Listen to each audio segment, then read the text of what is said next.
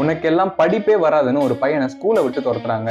அன்னைக்கு அவங்களுக்கு தெரியாது அந்த பையன் தான் இந்த உலகத்துக்கே வெளிச்சத்தை கொடுக்க போறாங்க. 100 days 100 குட்டி ஸ்டோரிஸ் பார்ட் 2ல இன்னைக்கு டே 12. இந்த மாதிரி யூஸ்ஃபுல்லான குட்டி ஸ்டோரிஸ்க்கு நம்ம பேஜை ஃபாலோ பண்ணிக்கோங்க. 1847 அமெரிக்கால தாமஸ் ஆல்வா எடிசன் பிறக்கிறாரு. இவர் ஸ்கூல் படிக்கும் போதே இந்த லெட்டரை கொண்டு போய் அவங்க அம்மா கிட்ட கொடுன்னு சொல்லி அமைச்சிருக்காங்க. அவங்க அம்மாவும் அந்த லெட்டர் ஓபன் பண்ணி படிக்கும் போது கண் கலங்கி அழுகுறாங்க. அப்படி அந்த லெட்டர்ல என்னதாமா போட்டிருக்குன்னு இவர் கேட்க அவங்க அம்மா சொல்றாங்க, உங்க பையன் ஒரு பெரிய புத்திசாலி, கண்டிப்பா பெரிய ஆளா வருவான், அவனுக்கு சொல்லி கொடுக்குற அளவுக்கு எங்க ஸ்கூல்ல வசதி இல்ல, நீங்க வேற ஸ்கூல்ல அவனை மாத்திக்கோங்கன்னு போட்டுருந்துச்சுன்னு சொன்னாங்க. இதை கேட்ட தாமஸ் ஆல்வா எடிசன் பயங்கரமா மோட்டிவேட் ஆகுறாரு, கடுமையா படிக்கிறாரு. 1879 2774 தடவை தோத்து இந்த உலகத்துக்கு முதல் முறையா பல்ப்ன்ற ஒரு விஷயத்தை கண்டுபிடிச்சு அறிமுகப்படுத்துறாரு. இப்போ இவரோட புகழ் உலகம் முழுக்க பரவுது. அப்போ ஒரு நாள் அவங்க அம்மா படிச்ச அதே பழைய லெட்டர் இவர் கண்ணுக்கு படுது.